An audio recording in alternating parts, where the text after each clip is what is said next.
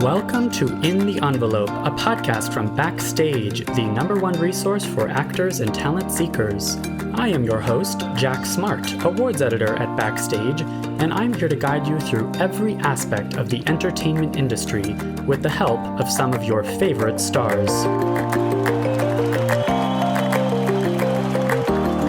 These intimate, inspirational conversations with today's most award-worthy film, television, and theater artists provide you, dear listener, advice on how to live the creative life, personal stories of success and failure alike, and maybe, just maybe, a tantalizing glimpse in the envelope.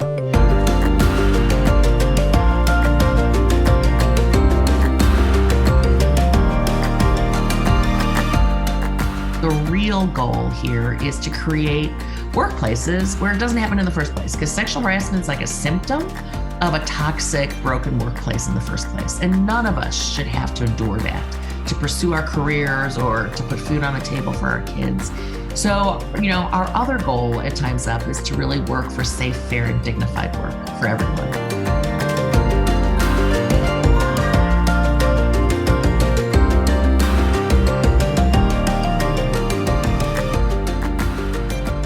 Hello and welcome to another episode of In the Envelope, a very special episode.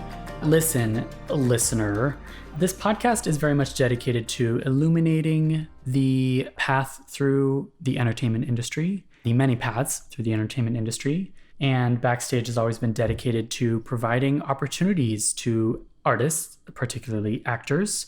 And so that is why we've finally put together this episode that is geared toward talking about parity and safety in Hollywood and beyond. So we are highlighting Time's Up Now. I'm going to read from their website here just to give anyone who's not familiar with them a little bit of background. Quote, by helping change culture, companies, and laws, Time's Up Now aims to create a society free of gender-based discrimination in the workplace and beyond. We want every person, across race, ethnicity, religion, sexuality, gender identity, and income level, to be safe on the job and have equal opportunity for economic success and security. Where does that overlap with Backstage? We are just as dedicated to economic success and security and being able to follow one's dreams. Being able to follow one's dreams means doing that in a safe, secure environment. So I brought in an expert today on all of this and more, Tchen, who since 2019 has been the president and CEO of Time's Up Now and the Time's Up Foundation. Tina co-founded back in 2017 the Time's Up Legal Defense Fund, which has actually been mentioned on this podcast before in our Natalie Portman episode.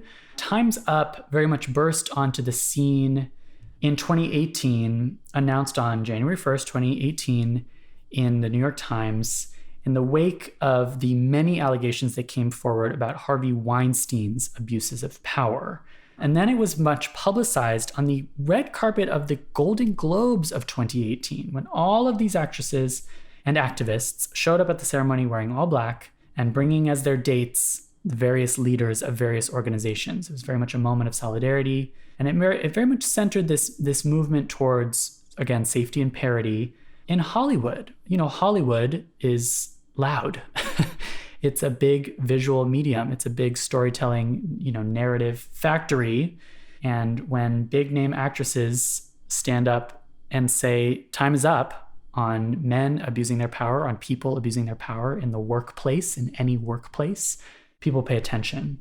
So that's what Tina and I got into with this interview, just to provide a little bit more background on her. She does go into her insane resume in this interview, but Tchen was hired by President Barack Obama and was chief of staff to First Lady Michelle Obama and is an award-winning lawyer. I'm so excited. I'm so honored to speak with her today. This interview covers everything. It covers everything holistically, I would say, because everything that we discuss is connected. Workplace abuse is connected to the gender pay gap, is connected to racism in Hollywood and beyond. We spoke about this year's Golden Globes and Time's Up's new initiative, which is called #TimesUpGlobes. Lots to talk about with diversity and inclusion there. And we spoke about the recent allegations that are very reminiscent of what happened with Harvey Weinstein, but in a different way, with Scott Rudin, the noted Broadway producer who has had many allegations come out against him. This is an ongoing conversation. This is an ongoing fight for equity in the workplace, for opportunity, for the diversity and inclusion that so many people say they want, and maybe they do want, but have trouble putting that into action. So listen to this interview to hear Tina explain how to put such steps into action. And then do stick around for a chat with Backstage casting insider Christine McKenna-Tirella, who then connects the dots from all of everything I'm talking about to Backstage. What you as a Backstage user, as just a listener of this podcast, can do. There are so many resources available to promote safety in the workplace. Again, whether that's in Hollywood or beyond, we will be providing many of them in the episode description and in the article that goes with this episode. But for now, let's get straight to this wonderful interview with Tina Tchen on all things Time's Up.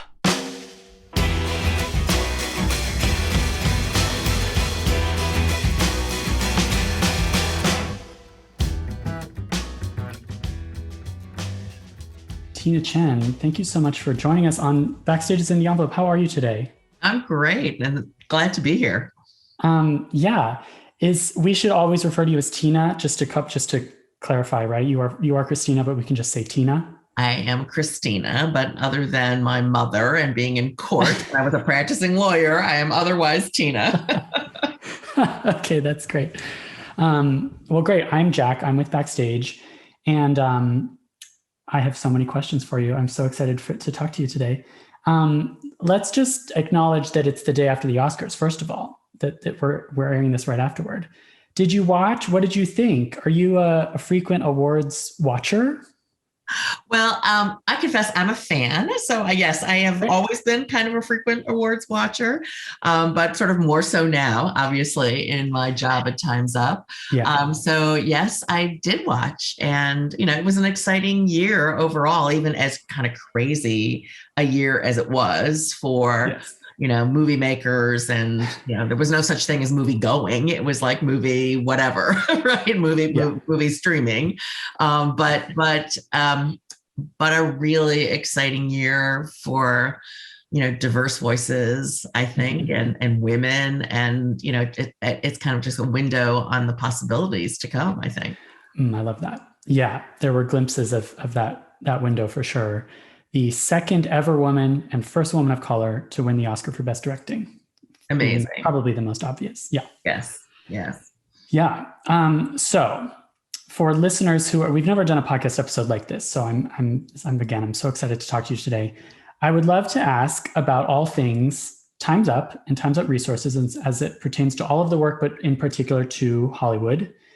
And maybe it's helpful to talk about the safety aspects of things and then the parity aspects of things, which, as we know, are very intertwined. Absolutely. Yeah.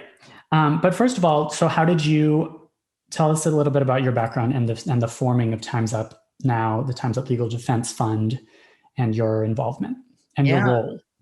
Well, so, my personal background is I'm a lawyer by training, and most of my careers, I spent 2 decades actually as a corporate litigator working for one of the largest law firms in the world, based here in Chicago, which is where I am right now. But always from, a relatively early start to my career, did a lot of work on gender equity issues, going back to my first job at a college, which was working for state government in Illinois, but during a time period where the state capital where I was living was the hotbed of American feminism, because we were trying to get the Equal Rights Amendment passed. And, cool.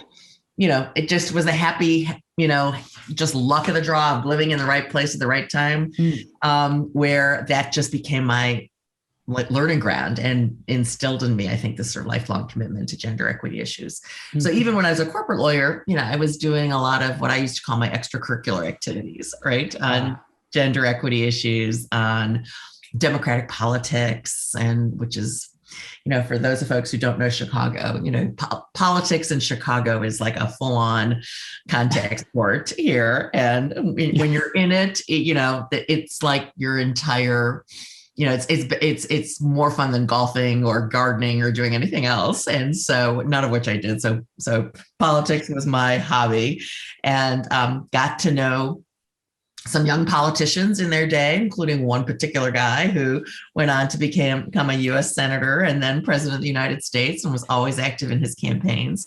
So when he did become president of the United States, he asked me to go to the White House. So I spent all 8 years in the Obama White House. First running the Office of Public Engagement, and then as Mrs. Obama's chief of staff, and all 8 years as executive director of the White House Council on Women and Girls. So when I came out of the White House, I went back to practice, but I was doing a legal practice, helping companies actually address the issues of working families, because I had learned from my work in the White House that a lot of companies had come to the realization that diversity was good for them, good for the bottom line, good for the war for talent that they were in, and wanted to do better, but didn't know how. So I was starting a practice to do that, which leads us to the Time's Up moment. Because again, right place, right moment. I started that practice about 3 weeks before the first Harvey Weinstein article appeared. And then about a week after the first Harvey Weinstein article appeared, I happened to be in Los Angeles for something else, seeing, lots of, some friends from Hollywood that I had made during the Obama years, and got pulled into a meeting by Michelle Kidley at CAA, who said, you need to hear what's going on. And that is the moment when really just organically these, women of Hollywood who previously to the reporting in the New York Times and the New Yorker had really thought they were all alone, because that's actually kind of the way the predators kept doing what they were doing, because they just had these tools to keep everybody silent. So no one knew that there were others like them, and everyone was afraid to speak out. That reporting just broke the dam loose, and all of a sudden there were women throughout Hollywood coming together to support one another, really in the beginning, and then very quickly turning that pain into action, wanting to do something about it, to stop it. And then, always to their credit, I say they wanted to do it not just for themselves in the entertainment industry, recognizing that they had platforms to and resources, but to do something that would reach farm worker women and hotel housekeeping people and, grocery store clerks. So, that's where we came up with the idea, sort of being a lawyer sitting in these rooms, watching what was about to unfold. We came up with the idea of, let's create a legal defense fund, because that's what you really need. You needed lawyers to help low-wage women actually pursue claims for sexual harassment, and you needed lawyers and a defense fund to help support women when they did speak out, and powerful men would sue them for defamation, which is one of the things that used to be used to silence women, to keep that from stopping. So that's how we put it together really fast. Remember, this reporting happened, Jack, right, in October of 2017. Oh, yeah. And we launched right on January 1 with the, full page ad in the New York Times. And there's not a lot of time in between then. So putting together this kind of legal defense one had never been done before. I approached the National Women's Law Center, which is a well-established, women's legal rights organization, because we needed an established organization to run this with legal experts to help put this together. And they agreed, which was, an unprecedented thing to do. And I give Fatima Gus-Graves, their president and CEO, a lot of credit for taking the leap with us. So we launched it. We, famously raised $24 million. It was the biggest GoFundMe campaign up until that date. 100% of the $24 million went to the Legal Defense Fund, and we are still using it to support folks. But then after, in the ensuing months, we sort of realized there's more to be done, and we need to not just do the Legal Defense Fund, but we need to do advocacy work, and we need to be working in industries, in the entertainment industry, elsewhere. There was a lot of organic activity in places like healthcare and advertising, and where similar groups were forming. And so, we put that together. Now I'm just involved as a volunteer and an advisor all during this time, Jack, Yeah, totally. Until November of 2019. Right. Yeah. So that was when, my arm got twisted by my friends, fellow colleagues on the board, to take the job full time, leave my law practice and come on board as the full-time president and CEO in November of 2019. It's so cool to hear. And I love this idea that the extracurriculars become the main curricula for you. Right. And it's proof also that it's all connected, women and girls, working families, safety, parity, all of it. It's also just fascinating, of course, from my perspective. I remember that award season. It was an extraordinary award season. And kicking that off, as usual, the Golden Globes are what kicks it off. And there was this extraordinary ceremony where all of the actresses wore black and spoke about being in solidarity with women, really, just the biggest, broadest umbrella term there. But why do you think it was entertainment? Like, why is it because the Globes were that big, glamorous, flashy opportunity with these big name actresses and actors? Is that why it caught fire and was able to this could have easily all just been focused on the entertainment industry, and it has become so much more?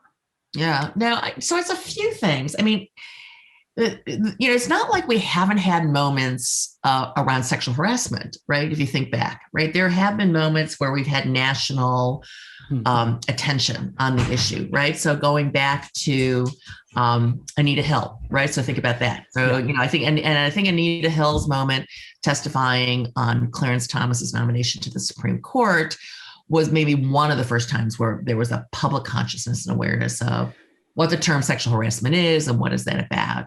Yeah. But, that was, almost 30 years ago now, and happened in a moment, I think, where as eloquent as Anita Hill was in explaining, we didn't know her, right? You didn't really know who she was. Okay. And if her story resonated with you, what would you do back then, right? You would tell 10 of your friends, and that's it. Like, there's no internet. There's barely even email. There's internet, but there's no social media, right? There's no Twitter. There's nothing. Cool. So, when it happened then in 2017, I think you did have women who average Americans knew, right? Yeah. So, when you had an Ashley Judd speak out about her experience, look, I come to this, as I said at the beginning, I'm a fan, right? We all think we're girlfriends of Ashley Judd because we watch her movies and we're following her social media. Relatable. Except that we're not. But so when someone like that said something, right? Or Lupita, or, go down the list of these incredibly courageous women who did speak out and risking their own careers, right? To do so. I think it did resonate with people who may have had their own experience and related to them. And then you had the opportunity on social media, and you had, Tarana Burke's brilliant hashtag Me Too that got, sort of used to become this megaphone. And now all of a sudden, instead of just telling your 10 friends and it stopped, you could post it on hashtag Me Too. Thousands of people, like hundreds of thousands of people, saw it right away, were inspired themselves. And this community of survivors came together, which only the social media can create. And that, I think, demonstrated to everyone how pervasive this was. It wasn't just an entertainment problem.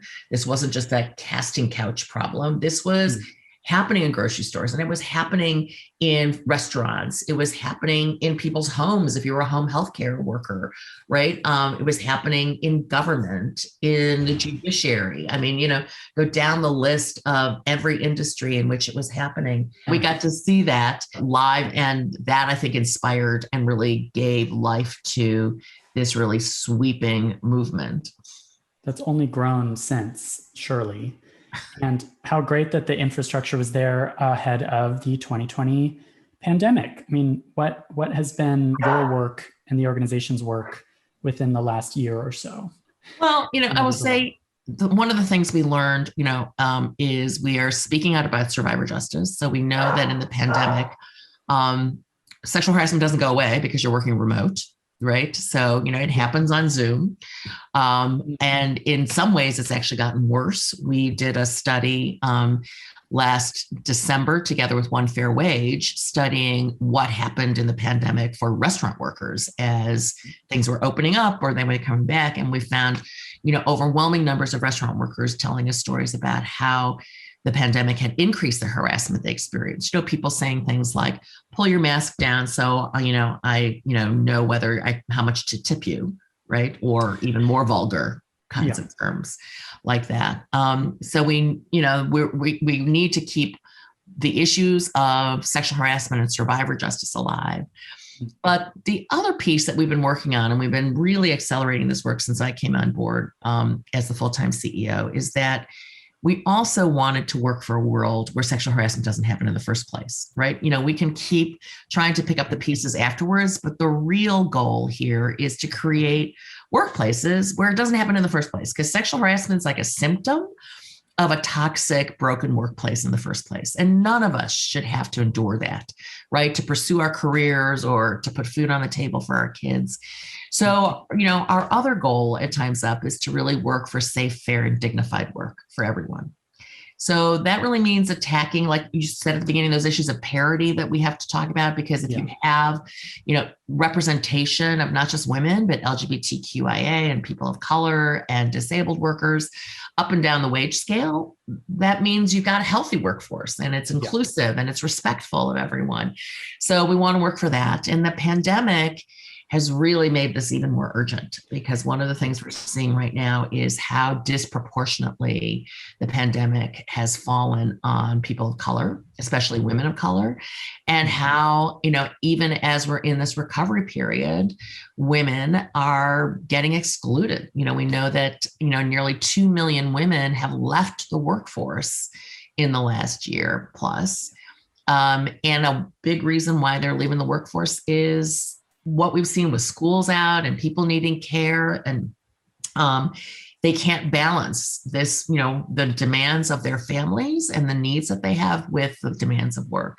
And so they're opting out and they are staying home. And, this is not going to help not just their families and their individual careers. It's not good for our whole economy.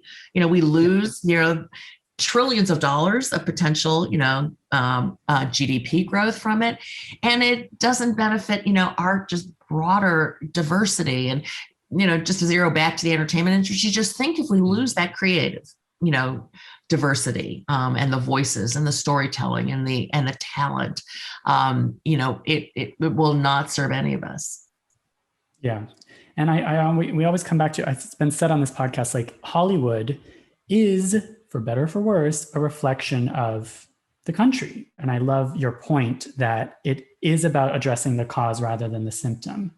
And you can set up a support system as much as you want for the symptom. But if there's one thing this pandemic has taught us, is that we have systemic issues that need deep systemic issues that need addressing in order to overcome problems of any size. Absolutely. Yeah. How else, this is such a big question, but how else are safety and parity intertwined for you in the entertainment industry? Because I think that's a point that listeners of this podcast need to hear. A lot of listeners of this podcast are early career artists, navigating this industry.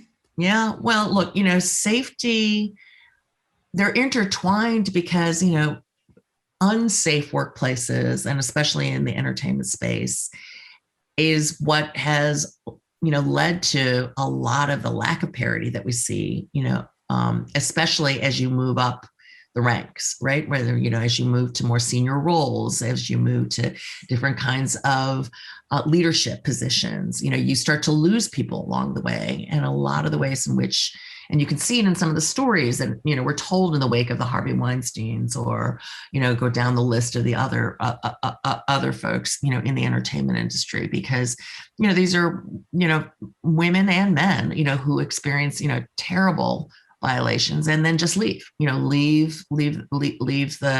industry. We lose their talent, or they're stymied in some way, or they're not able to really give voice to themselves. Even if they stick around, they're not able to really show up with their whole selves. And, so, all of these issues are completely intertwined: safety, pay equity, caregiving, the structural barriers to keeping people from succeeding in the workplace. All of those things need to be addressed in order to really reach those kinds of parity goals that we have for full representation. And, one of the mistakes I think that we've made in the past is to see everything separately and siloed and try to deal with them separately, and not see the interconnections. But I do want to, because this is a young audience, is to know one of the things we wanted to do with Time's Up was to actually provide resources, and the entertainment industry is the place we've done the best job at it. So, we have, and people can get them on our website, timesupnow.org, really, practical guides to things like knowing your rights in auditions and knowing your rights with nude and intimate scenes. What does a nudity rider look like? What's your right to report, and how would you report an incident? We've got those guides available for folks to use. There are a lot of employers like Bad Robot and CAA and some others that have adopted them as guides for how they're going to operate. But even if you're not working for somebody like that, you can take that in and say, this is what the Time's Up guide says, we should be doing, or this is the kind of contract term I should be looking at if you're asking me to do a nude scene. And hopefully that will be useful to folks. And in terms of individual actions we can all take, we can also at any time donate to the Legal Defense Fund and to Time's Up Foundation itself. Yes. Yes, absolutely. So, on the page, there are, donate buttons to donate. So our work at Time's Up Foundation is to do this kind of advocacy and research work. But there's also ways to donate directly to the Time's Up Legal Defense Fund. And you can designate that that's if you want to support the actual specific legal cases. We, have maintained the National Women's Law Center as the administrator of the Legal Defense Fund because we want to keep our advocacy work separate from the individual case decisions to really support, make sure that survivor confidentiality is respected and their individual decision-making is respected. But at Time's Up, we still, do the fundraising for the Time's Up Legal Defense Fund. And it's obviously our first and our most important initiative. Wonderful. Yeah, this is all really great to hear, especially because of Backstage's mission overlaps a lot here in terms of we want to fight for, we're all about empowering artists, specifically, usually actors, and creating equitable opportunities. And again, those things are all very intertwined. What can we at Backstage do and continue to do? Like, this is maybe more of a selfish question, but like we on the editorial team are very, very committed to not just featuring straight white men, for example, on our covers or on our podcast. And we, of course, provide similar evergreen guides to how to navigate nudity or how to be safe in an audition. We have our casting department checking for scams. Audition scams are a thing. Yeah. Of course. And I do think that as we go and as Time's Up has become such a force, that those have become more and more rare.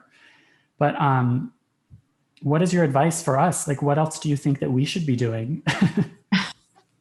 Well, I love what you're doing, and I'm so glad, that we have worked together, on so many things. But I still, think there's so much more to do. There are things like looking at, not just the front of camera issues, but in the back of camera, sort of what's happening in editing rooms, right? What's happening in animation rooms where, that's happening late at night. What's, happening on the road, right? When you're on location and you're separated from folks and there are things that can go on, and making sure that people are empowered and have a voice. And that we're telling those stories. I also think, creating opportunities for diverse voices, at Backstage, right? Not just the stories about, but who's doing the reporting and the writing. We have a project at Time's Up called Critical, where one of the things that we know is it makes a difference who the critics are on what succeeds too, right? Yeah. So, and overwhelmingly, before we started the Critical project, the reviewers on Rotten Tomatoes, the reviewers certainly in mainstream press were overwhelmingly white male. So we have a critical database that now is a database of diverse, experienced, critics, film critics, and we make that available so that, people who are looking for someone to write will find a place, and B, that we can make sure, when the world comes back and we're doing film festivals again, we had the major film festivals commit to making sure they would give credentials to folks who, were part of Critical, and so they could diversify, who are the journalists standing on the red carpet to get those interviews, who are the folks who are getting screeners who can do, write about this. And that has a ripple effect. So it's not only about the careers of those critics, but that different viewpoint has an effect on when a film like, Minari is reviewed, right? Sure. What do people say about that, and how does it get received? And so many projects like that are from diverse creators or diverse stories. You need to have them reviewed, not just from a white male perspective, right? They need to be reviewed across the board. So there's, projects like that to really think about the different ways in which how, we operate, how Backstage, the stories that you tell, the way that you operate as Backstage, can help really constantly think about how do we do this in a way that's inclusive and diverse. And some of that being intentional about every aspect of your business for everyone is really the key. That's like the underlying thread, I think, through all of this. Yeah. And it's it really makes me think, especially just looking at just the critical angle, how much has changed in 4 or 5 years. 4 or 5 years ago, that was not even a part of the conversation. Right. So part of it is just to continue saying things and having the conversation, and Time's Up Twitter is it's so great. It's such a wonderful example of how to uplift fellow organizations or fellow voices. It's entertainment, it's politics, it's everything. I definitely think continuing to have that conversation. I love this idea of in front of the camera, behind the camera, but also then behind the person who is writing the article, right, and choosing what to cover and all of that. And maybe this is where it takes us back to awards. So I know another recent effort of Time's Up is called Time's Up Globes, which is really a full circle moment because it is. The Globes launched so much of this. So, first of all, what is Time's Up Globes and what is the latest? When we launched on the Globes red carpet back in January 2018, that was not a Hollywood Foreign Press Association initiative, by the way. We sort of hijacked the award ceremony, right? It happened to be the ceremony that was next. And happened to be the ceremony that was next. And so we just decided, on our own, this incredible group of actresses who got really organized to call each other and say, all right, everybody's wearing black. We're going to run out and get these pins made and get everybody pins. And cool. There was a huge effort around the pins. And so, yes, but because it was just that first award show right after our New York Times launch. And, but the full circle is that, and I think is many in Hollywood have followed for years. Some did not, but, on our website, if you go to, you will be able to see we've collected the just article after article and reporting going back several years about problems with the Hollywood Foreign Press Association, which is the organization that puts on the Globes, that does the voting and makes the decisions around the award, and how it has operated for many years as a very exclusive, really, Jack, it's an exclusive private club, right? It's so small. 87 people who decide themselves who they want to admit. Even people who meet their kind of odd criteria for, don't even get admitted if they are viewed as a competitor to somebody else, inside the group. And, I have said, none of us would really care about the operations of a small, exclusive private club, except for the fact that they give away the Golden Globes Award, and it is the gateway award to the rest of award season, right? It happens before Oscar nominations are even determined. So it has become the award that signals to the rest of the industry, what are the hot movies this year? Who are the actors to recognize?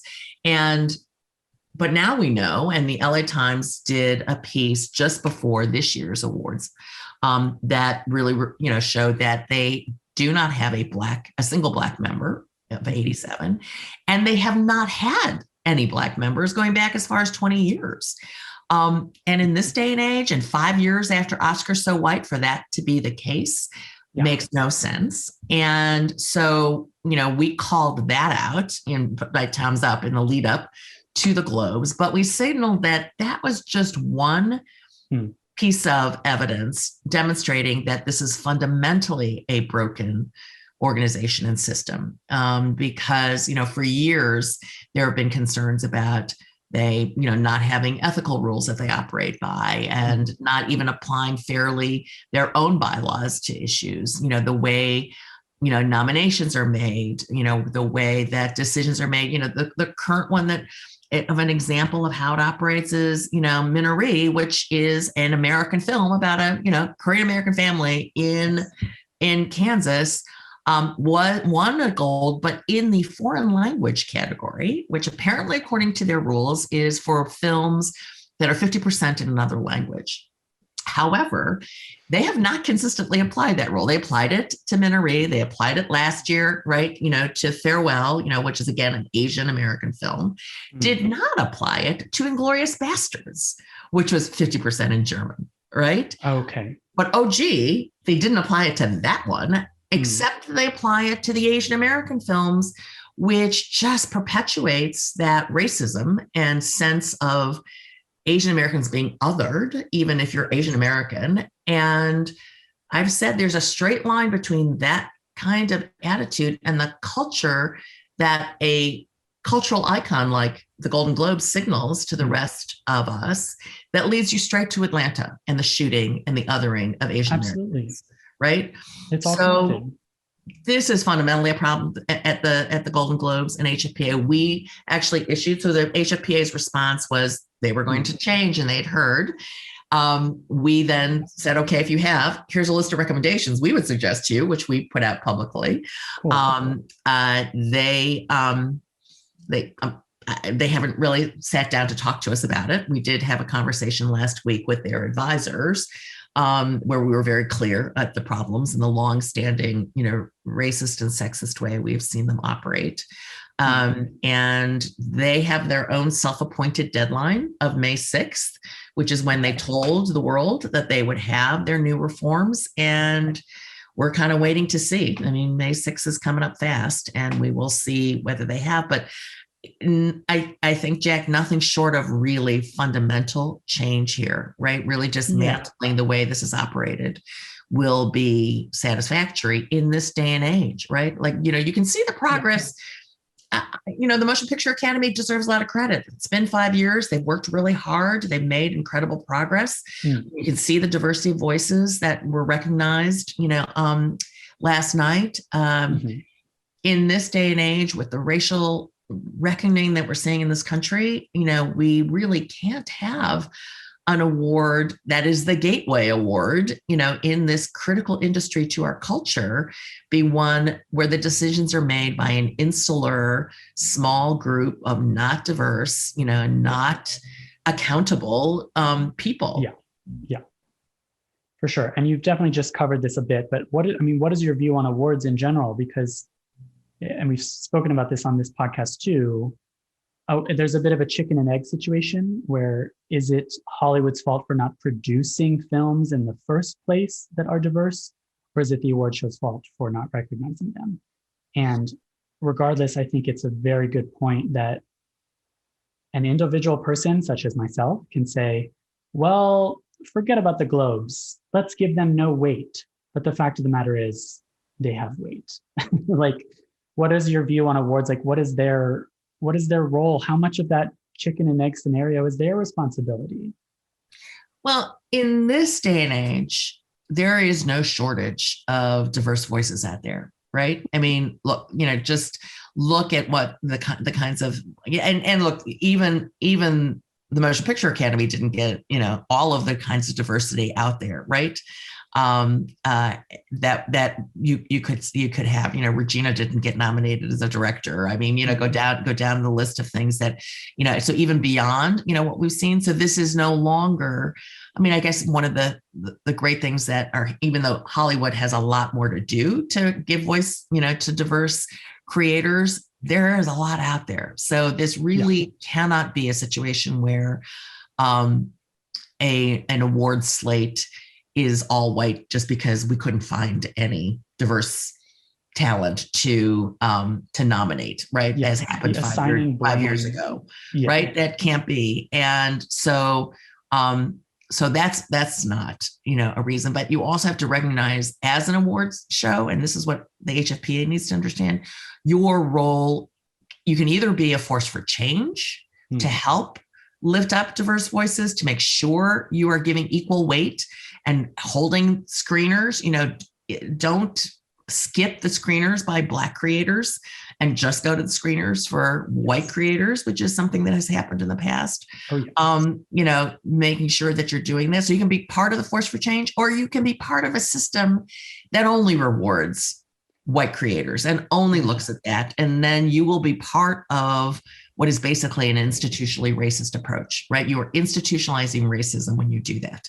When you don't have, a diverse group of people making those decisions, and that they are not accountable for making sure they look equally and fairly and across the board at all kinds of creative works that come to the fore, not just the ones out of certain studios, for example. Look, if they were only, the interesting analogy is if they were only looking at Warner Brother productions, we'd all say that's a problem, right? You can't just look at Warner productions. You've got to look at Disney productions. You've got to look at indie productions. Yeah. So why is it okay to only look at the creations of one type of person or one type of creator, right? And that's the accountability I think that we have to hold every part of the system. Look, the award shows are just one cog in the system. Yeah. And every part of the system to really address these issues, every part of the system's got to be held accountable and, work for inclusion and justice. I love that point that it is a choice. It's a conscious choice between, and of course, I guess the first step is recognizing the bias, right? And being willing to hold oneself accountable is comes before actually holding yourself accountable. But Right. then you choose, are we participating or continuing to participate in perpetuating the system, or are we looking to change it? And if then the question is how do we do that? There's also kind of no excuse for that, because you have organizations like Time's Up putting out lists of resources, and I love that so much of your guys' work is, here is a list of recommendations, do with it what you will. Right. The rest is ball is in your court kind of thing. That's great. Well, I'm a firm believer, as much as we do work in DC on public policy or elsewhere, and there is a role for, law changes. We're going to get there faster when companies really make the decision, because, a company can decide to change the way it operates overnight. If a company doesn't have paid leave, you can decide to give paid leave, and you don't have to wait for US Congress, to, institute paid leave as a national policy. Mm-hmm. You can do it right now, and, we will really never get to the place we want to be, which is really fair, safe workplaces for everyone, without company CEOs and leadership recognizing and owning that as a goal and making the changes within their own companies. The smart companies have surveyed their audiences. And, if you're a smart company, you're surveying who is, watching your movies and buying your products, and that those consumers, and it's your generation, Jack, I will tell you, it's those consumers are overwhelmingly saying we are paying attention to the values, right, of the companies that we're buying services from, the companies that we're watching movies from. We are overwhelmingly looking at the values of the content that we're watching, and paying attention to and commenting on. And I think, that as much as anything, I would love to believe that everybody's actually really believing in justice and fairness. Some of it's also they're recognizing their bottom lines, which I'll take that too as a force for change. But I think you really see the consuming public has changed, and that is a powerful influence.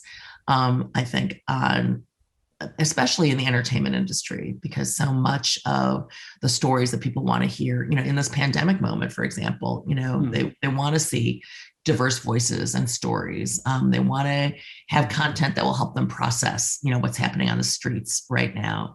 And great point.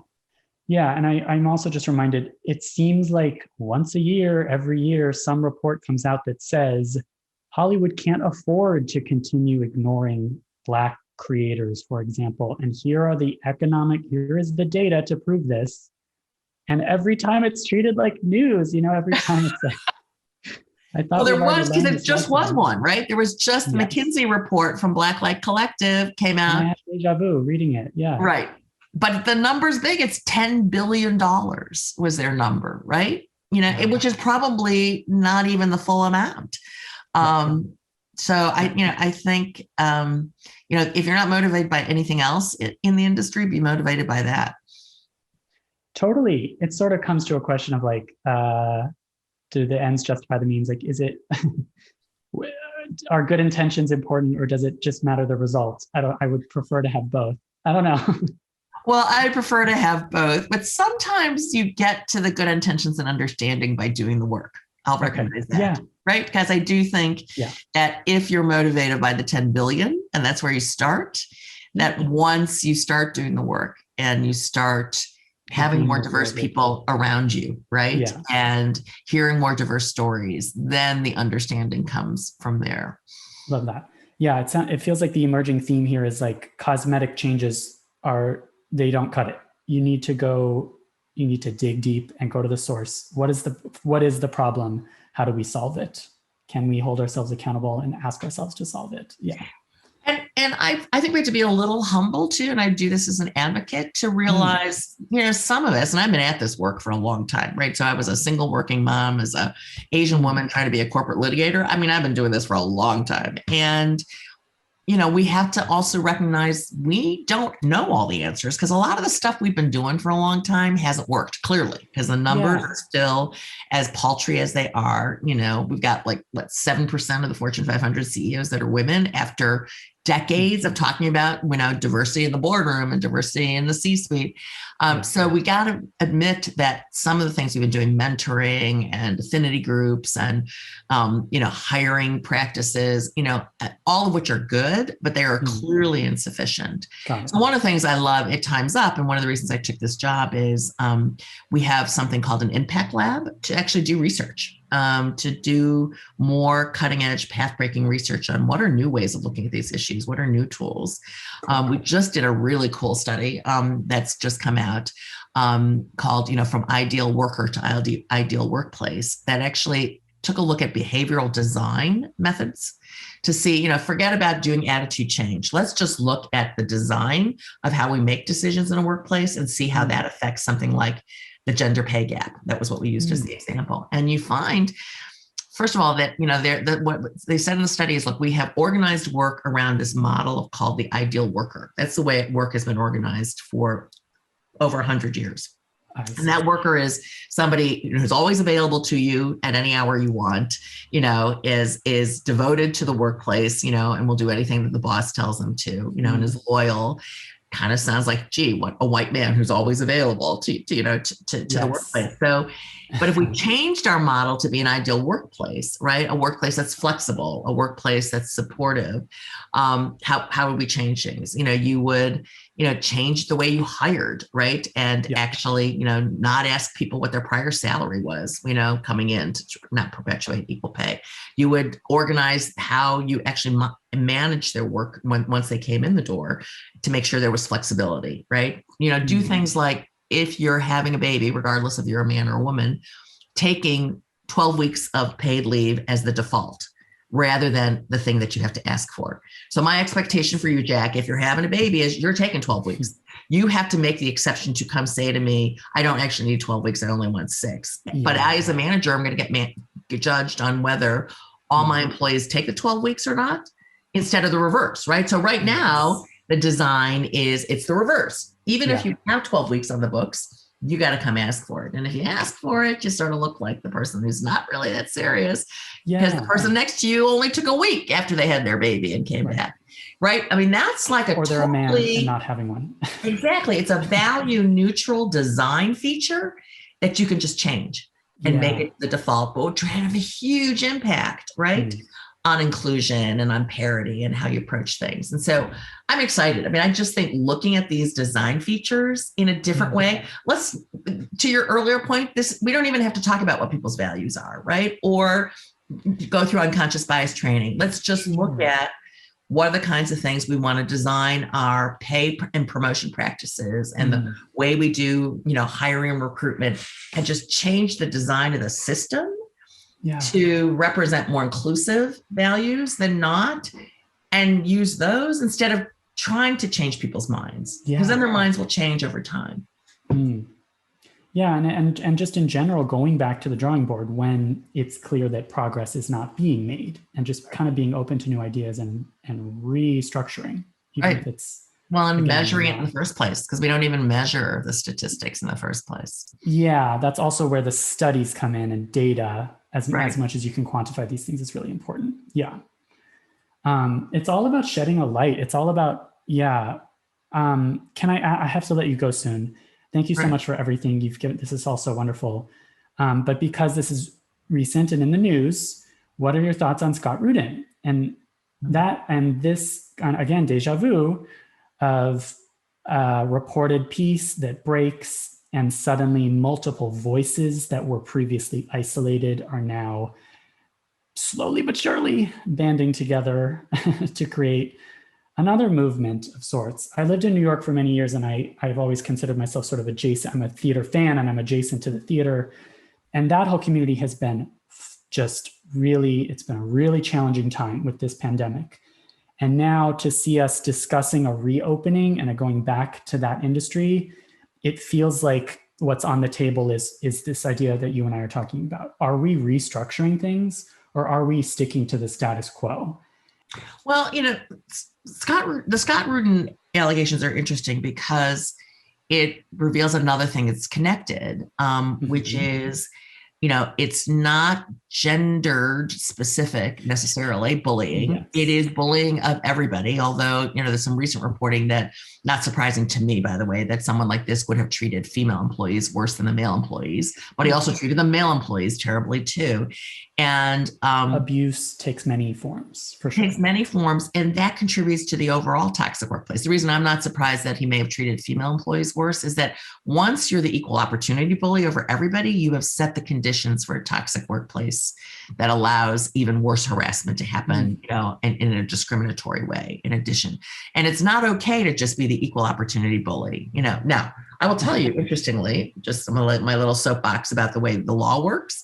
Under federal employment law, if you're charged with being a sexual harasser, the winning defense, Jack, is to say, oh, I don't just harass women, I harass everybody. Yeah. Okay. Yeah. So that is the winning defense. That is probably Scott Rudin's defense to any legal claim that might be brought against him for being discriminatory in some ways, to say, I just was terrible to everyone. But it is not a thing that really creates the kind of workplaces that we're talking about. And so we have to call out bullies. There's no reason that you should, to go to work and to make a career in the theater, you should have ashtrays thrown against your head, or like food thrown at you, or this series of things. And apparently, he not only abused you in the office, but he tried to keep you from getting jobs anywhere else, which is the kind of behavior, you saw Harvey do, right? And the fear of not having a career again is based in reality. That's not a fake, made up. Which is what keeps people silent. So let's be real. Where does that come from? That's not just because he's a jerk, which he clearly is. But the I will ruin your career is what I call a page out of the Predator's playbook, right? That is the methodology which is used by predators, by assaulters to keep people silent.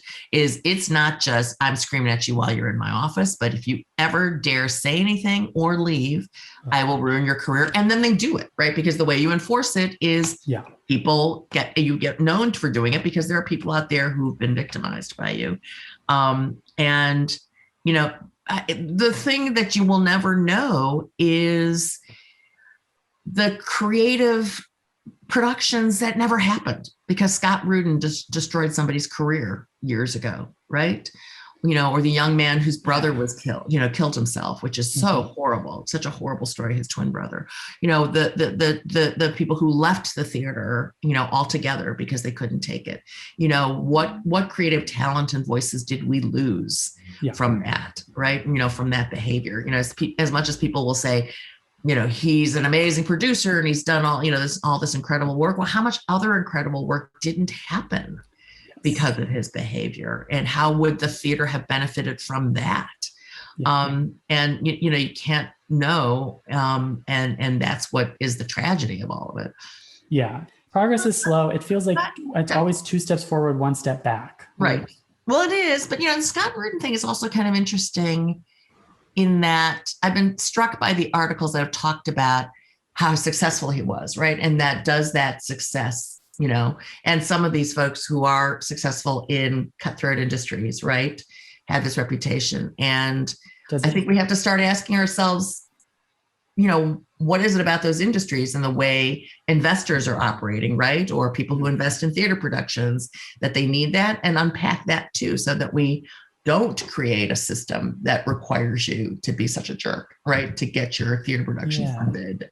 Tina, thank you so much. This is all so wonderful and so refreshing for me to speak to a non-actor about this stuff.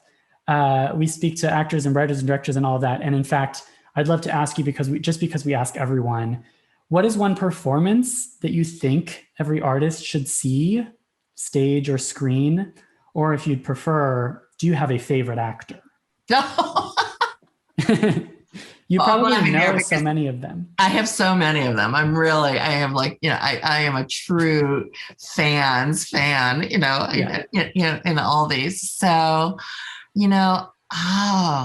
I don't know if I could single out one, Jack. I will say that I love the women's voices that are coming up, Kerry Washington, of course, and the little fires everywhere was like amazing, but then I go to the other extreme too. And we are like a Marvel family in our household. And so, we did all the Marvels in chronological order, my daughter and I, a couple months ago, once again. And, every time I see Brie Larson, I just want to stand up and shout, right? And just because it's such a great moment and character, to have that in a blockbuster film, in some ways. You named an on-screen superhero and an off-screen superhero. I mean, I love when an actor you admire is also an advocate and very vocal.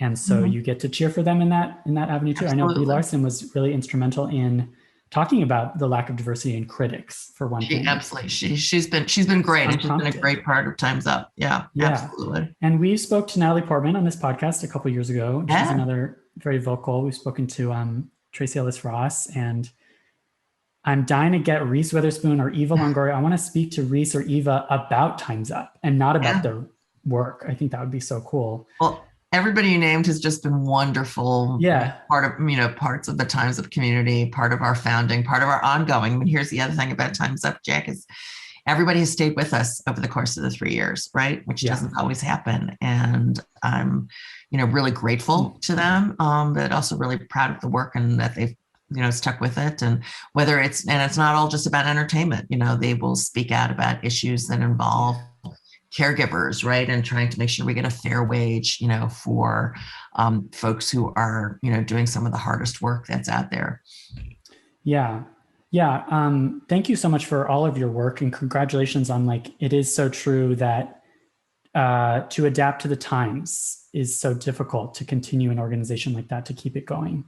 It's such a feat. So thank you for all that you do. Oh, no, my pleasure. My pleasure. And do you have any, you've covered a lot, but do you have any parting words of wisdom for our, early career actor, artist types?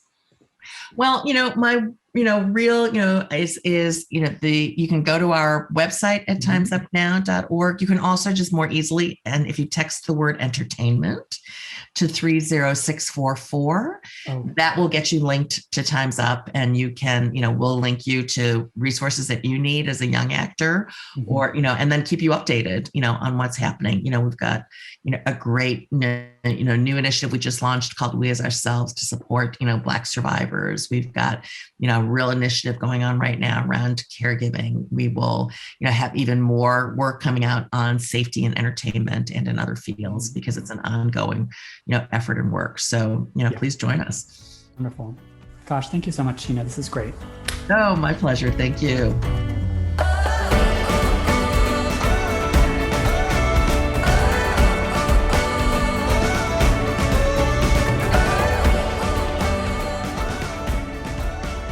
Hello, Christine McKenna-Tirella. Hey, Jack. How are you? I'm so good. How are you? Lovely. What a fantastic interview this week. Just really exciting. I know we've been looking forward to Time's Up coming and chatting to Backstage, so I know it's really exciting. Yeah. As always, you and I are talking about on this podcast the evolving state of the industry and how things have continue to change so rapidly and so dramatically. So constantly kind of checking in and I think informing listeners as well as inspiring listeners about the ongoing state of the industry. In today's episode, that includes safety and parity. Yeah. And I would love to ask you, because you are literally the expert, not just an expert, the expert, on Backstage and what Backstage can do in these veins. First of all, we have these amazing safeguards for these, the scams that are super obvious that have kind of buzzwords in them. So we protect our audience. They don't even come to the site because they get blocked off. And then Amazing. we have a full casting team. So we have 5 editors and 2 account managers, and they're across the globe, as well as an amazing customer service team, which I have to give a shout out to because they're working 24/7. And we investigate every single casting call that comes onto the site, right? So there, last year I think it was 100,000 casting calls that were on the site. 100,000. Yeah, well, you know what? That's pre-pandemic. So pandemic, I think, was of course slightly less than that, but that was the numbers we were hitting in 2019. And so it's imperative that someone has their eye on it, not just because we want it to like read cohesively, right? We check the breakdown language so that like it makes sense, right? And that money makes sense and all that stuff, but then also just to like double check that things are right for our actors, right? For the people that are on our site, because we want to protect you, the subscriber. Right. We also have updates. I don't think on this podcast we have discussed the expansion of gender options. Is that the correct language to use? Yeah, gender identity expression. So gender identity we haven't talked about this yet. Exciting. I love that we're leading the way with this. I really, really think it's exciting. No other casting site is doing it. Yep. I look forward to people copying us. Please do. Totally. Right? But basically, we started this project maybe about 6 months ago, and it was a combination of product team and of course casting, discussing with industry about parity. And there are things that we can do, and there's things that we can help encourage our creators to think, be more inclusive in their casting. And one of the roadblocks we found was that we had male and female and transgender as an option, but that doesn't cover a full spectrum of gender identity, right? So we now have 23 different gender identities that you can select, right? And you can select multiple, like maybe you identify as non-binary, but also, gender queer or gender questioning, or you want to be considered for roles that also are transgender. You're the actor. It is your identity. You get to decide, right? So I just think it's so beautiful. So you can select multiple, or you can select just a few, or just one, right? Because maybe you're two-spirit, and that is who you are. And what we want is that we help our creators move away from feeling like they have to be very boxed in with the identities that they are casting for. Yes. And I'll talk about that in a second. But just to kind of close out how we hope we're supporting our actors is that you get to select a gender that you identify as, and you can express that fully, so that when someone's looking for authentic casting and they do need a gender non-conforming person or non-binary person, that like they can find you because you have put that on your profile and you're easily found. Equally, on the other side, for creators, we're trying to encourage them, like, do you need gender? Right? Totally. Like, in what way is gender informing your story?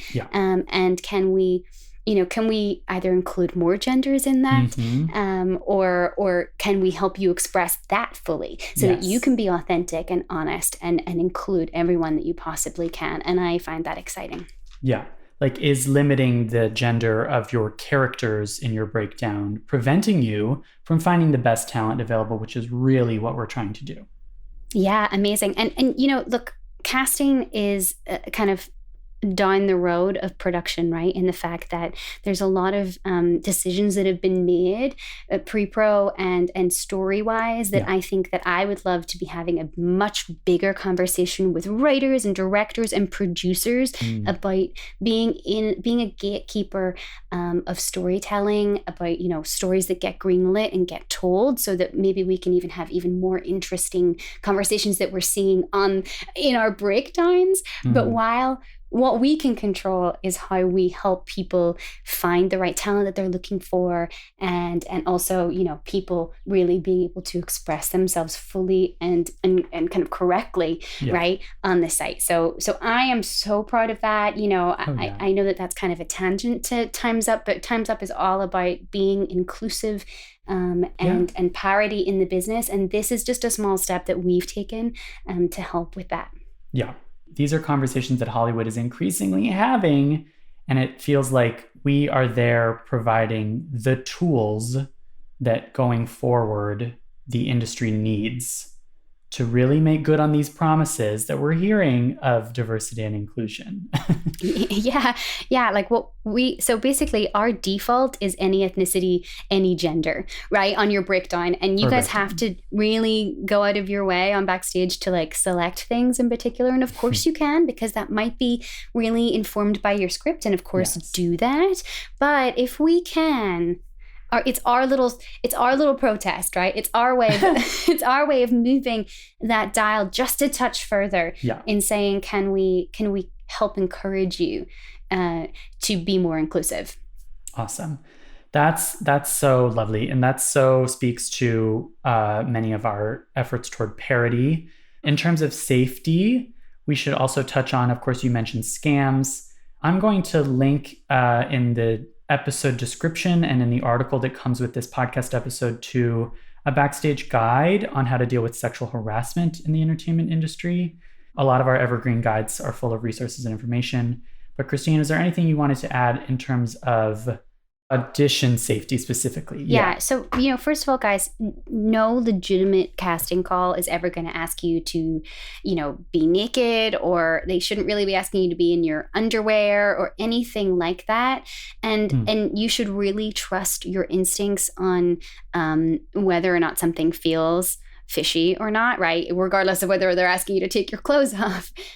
So that's the first thing that I want to say for all women and just people in general out there. Just, you know, you have the right to say no in an audition. You know, you do not have to continue with an audition if you're feeling uncomfortable. And if someone's threatening you, like, oh, you'll never work again in this business, or these terrible things we've heard, you know, these stories of what people say, you don't want to work with those people anyway, right? And then another thing that I want to highlight, guys, you know, you shouldn't be paying for auditions, right? You know, there's a difference. You subscribe to Backstage because we house all of your media. You get, you know, the magazine. There's so many things that we add there. But you know, you should not be paying for auditions or being paid for your project to be, you to be considered for something. Those are red flags. Yes. So, you know, and the other element is, if you're uncertain at any point about a project, that's what our customer service team is for. Yep. That's what our casting team is for. Like, you know, we investigate every single casting call that comes in, but we re-investigate if we hear something's not right. So never think, you know, oh, I have to be silent. I'm not important. I'm a small fish in a big pond, or anything like that. You know, like, you guys have a lot of power. I would never want you to feel disempowered in the audition room. Yeah, and that's such a great fundamental point worth reiterating, this idea of, like, we are in the business of empowering actors, and that means preventing them from being disempowered.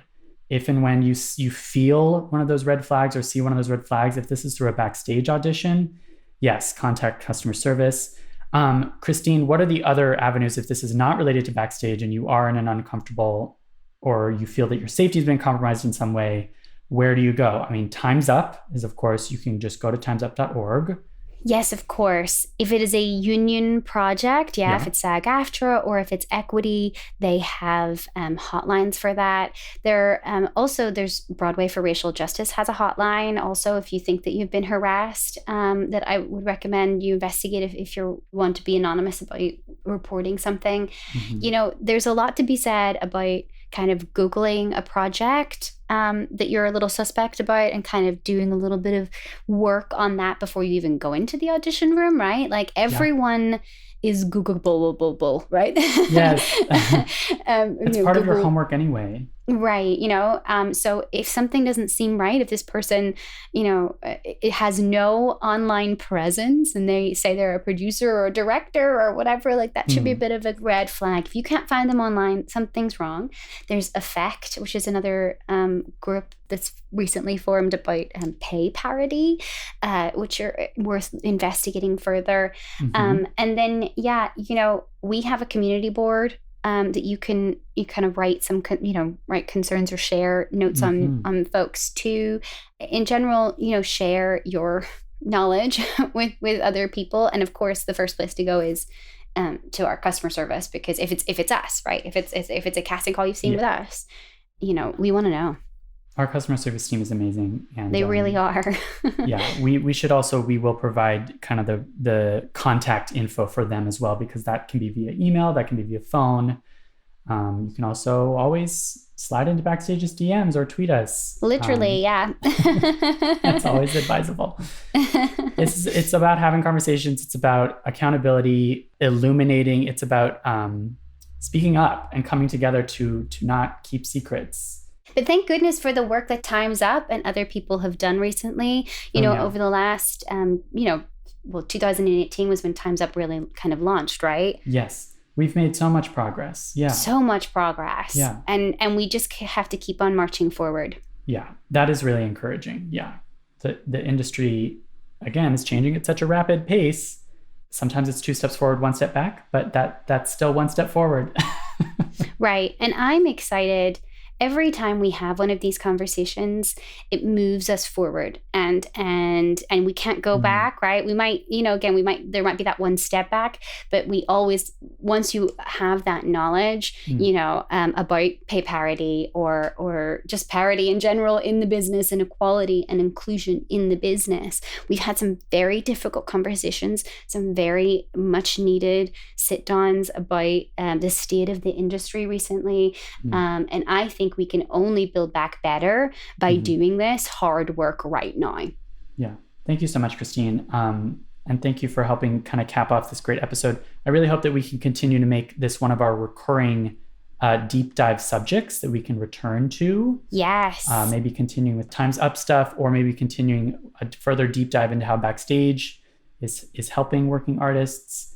It's a conversation that can, as we're saying, that needs to continue. And I know you and I are really excited to keep having that conversation. So yes, yeah, 1,000,000%. And may I just say, I know listeners can't see you, but you just look like such a podcaster with your very fancy microphone. It feels so like the look, the headphones, the microphone, the cat. Right. We could be guys, we're going to be a YouTube. That's what Jack and I have decided. Poor Jamie. We're doing video. We're doing video podcast now. I'm down. As long as your cats are involved, I'm down. Are my unpredictable cats. Yeah, sorry guys, if there's noise that poor Jimmy can't take out because my cats are eating and scratching and doing everything around me right now. But they're co-producers, man. They I love are. that. They're gonna get co-producer credit for this. I love that. For this one. Okay, well, I'm going to say goodbye, and I know we have some lovely Backstage casting notices to hear. And Christine, thank you so much for this week and for all segments and all weeks. Thanks, Jack. Here are the casting calls for this week. I love a theme. This week it is high rollers. All of these castings are paying well over $1,000 each for the shoots. So for our UK-based actors, there is a particularly high-paying project. It will be an in-person shoot for a well-known music brand, casting a campaign looking for talent who play instruments. So in particular, there's piano, guitar, and cello. There are a few more there. So if that's a skill that you guys have and you are in the UK, preferably the London area, they are looking for you. There is a biotech print and video shoot happening in New York. It's actually Buffalo, New York, seeking multiple roles, open to see talent in different regions in the U.S., and all they need is a headshot and resume for this one. So it's really just a print and video shoot. Very nice buyout for that project. And finally, there is a casting for 3 roles in a photo and video shoot for Actimood. The ad is conceptual, so no products are shown, and the talent must be able to present different emotions, which I kind of think sounds fascinating. It is a mid-May in-person shoot in New York City. Details on this site for all of the castings I've just mentioned today. And as always, we have hundreds of castings for every type of actor in every region worldwide. So head over to Backstage.com to check those out. That's all from me. Break a leg in all your upcoming auditions and have a beautiful week.